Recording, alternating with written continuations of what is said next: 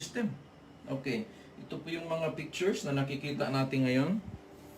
Ito po, nakalagay dyan, microthrombi caused by COVID-19. Anong thrombi? Yung bang nagbuo ang dugo, bumuo. Tignan mo, may mga rashes, Okay. So, merong buo-buo. Ngayon, nalilito na naman ang buong mundo. Bakit may mga dugo na bumuo-buo-buo? Unang nakita ko itong mga rashes, may papakita ko isa. Aking interpretation lang ito, ha. Tingnan nyo po yan.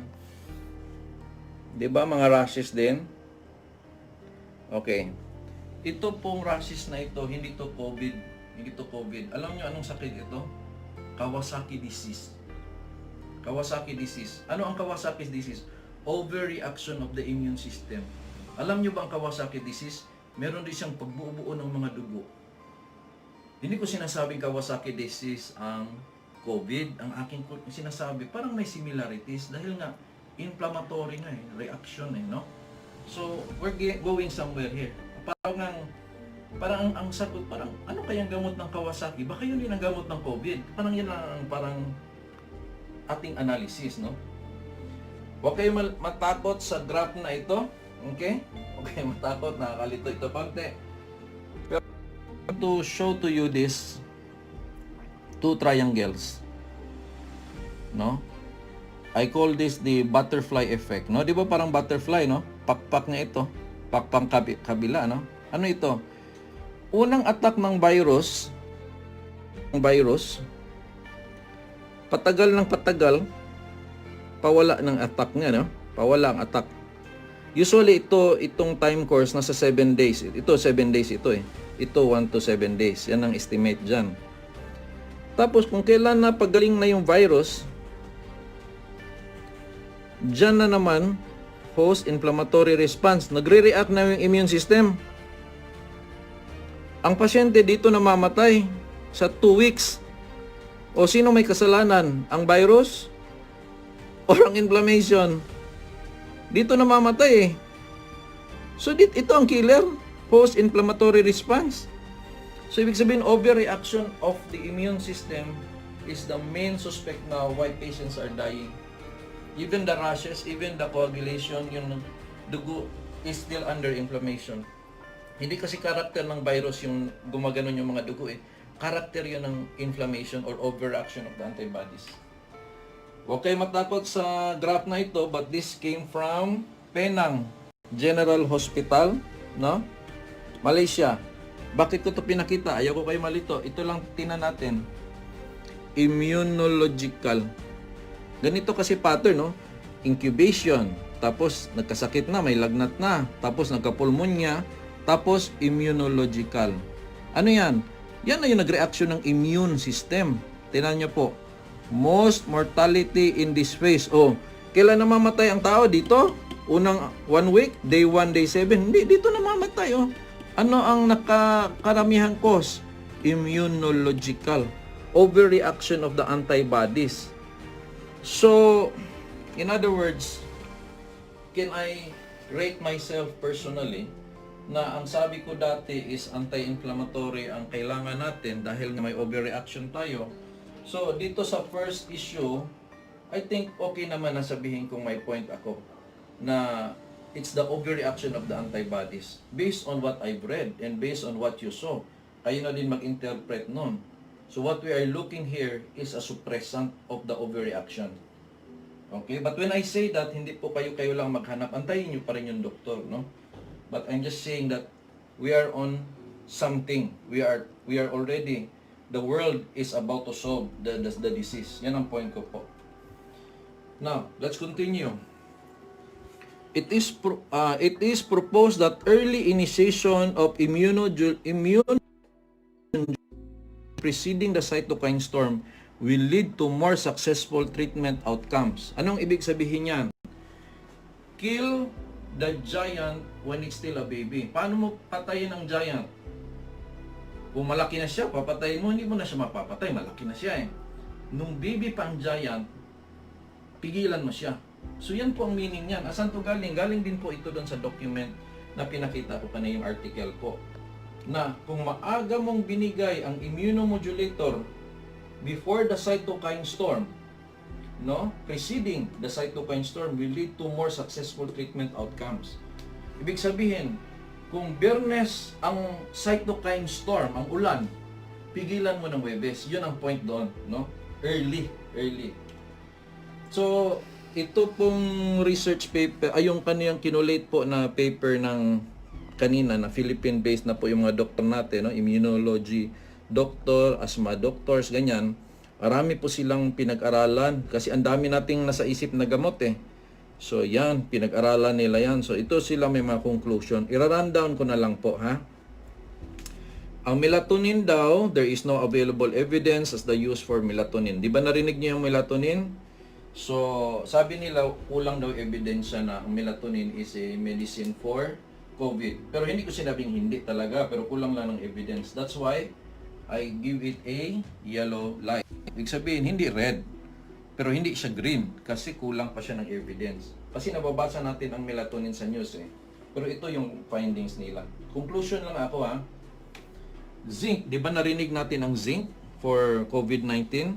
There is only one ongoing study with zinc on COVID-19. There is currently no evidence for effectiveness of zinc as an adjunctive treatment COVID-19. So, due to lack of evidence, zinc again is under the yellow light. Hindi pa siya green for me, pero hindi ko din siya ginagawang red. Who knows, maganda yung research findings.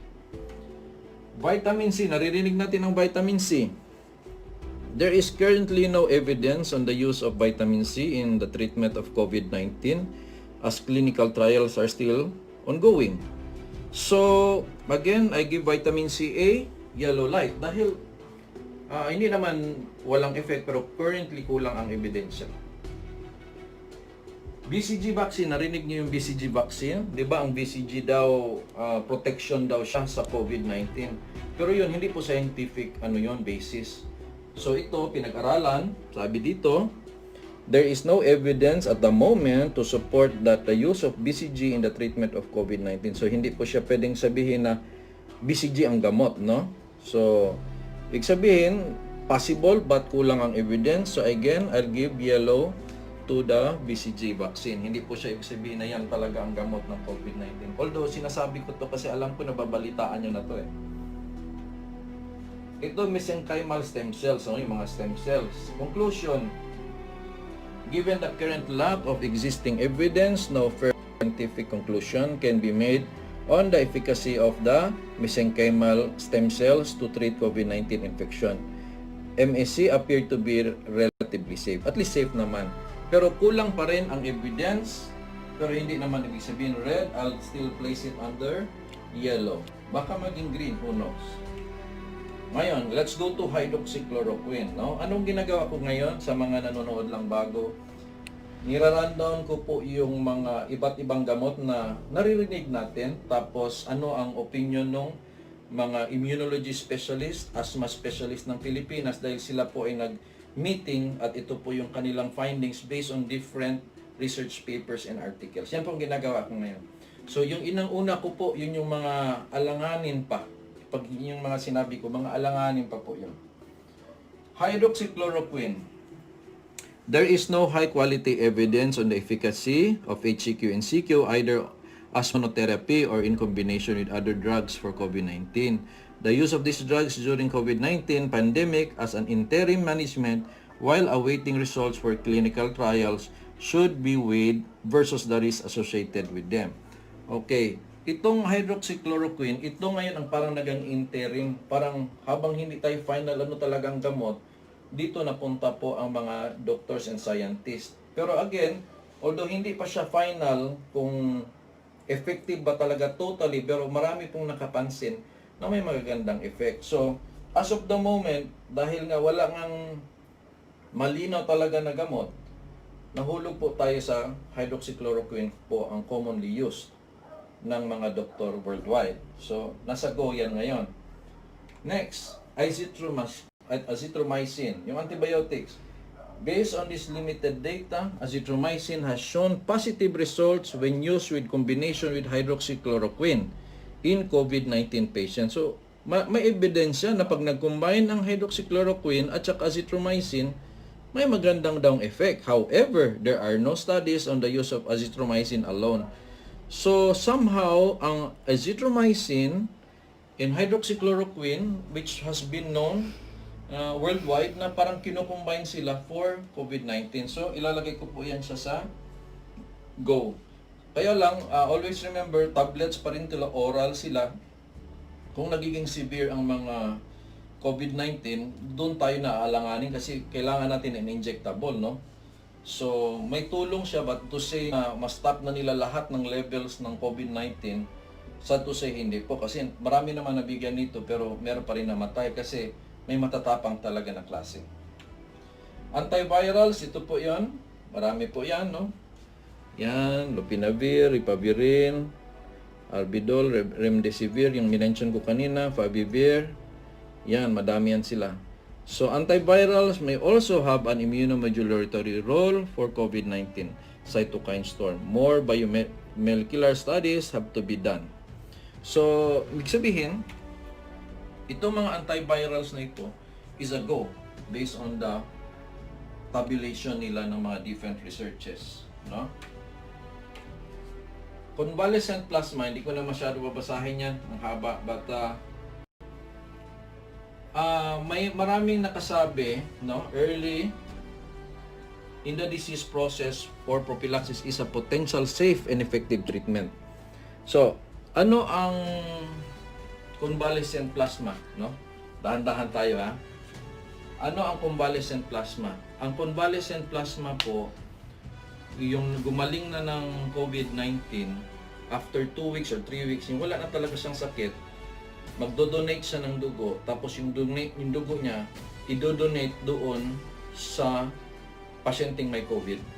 Yun po dahil ang convalescent plasma, meron po siyang antibodies na doon sa gumaling. So may mga findings po na effective. Kasi yung dugo na mismo ng tao ang tumulong sa tao eh. So, yan po ang tinatawag na convalescent plasma. Kaya I give it a go. Next, hyperimmune globulin. Okay, explain ko na lang. Di ba nakita nyo kanina yung convalescent plasma? Convalescent plasma. Sabihin na lang to make it simple, concentrated ito, hyperimmune globulin is a concentrated convalescent plasma. Yun lang po ibig sabihin. No? Para bang kung kalamansi, tapos ginawa mong purified, yun na yun. Kung purified na ito, siyempre, kung makagawa man tayo ng ganito, mas mahal kasi hindi lang isang tao to, ilang tao to eh. Pero mas powerful yun kasi andun na ang madaming antibodies ng COVID-19. Which is mahirap lang gawin kasi kailangan madaming mag-donate tapos i-concentrate siya before ibigay sa tao. Pero marami nagsabi effective daw, kaya lang mahirap gawin dahil kailangan mo ng maraming COVID-19 patients na mag-donate at yun ang gagamitin. But still, I give it a go dahil marami pong report na effective ang immune globulin or antibodies na galing sa isang tao na gumaling ng COVID-19.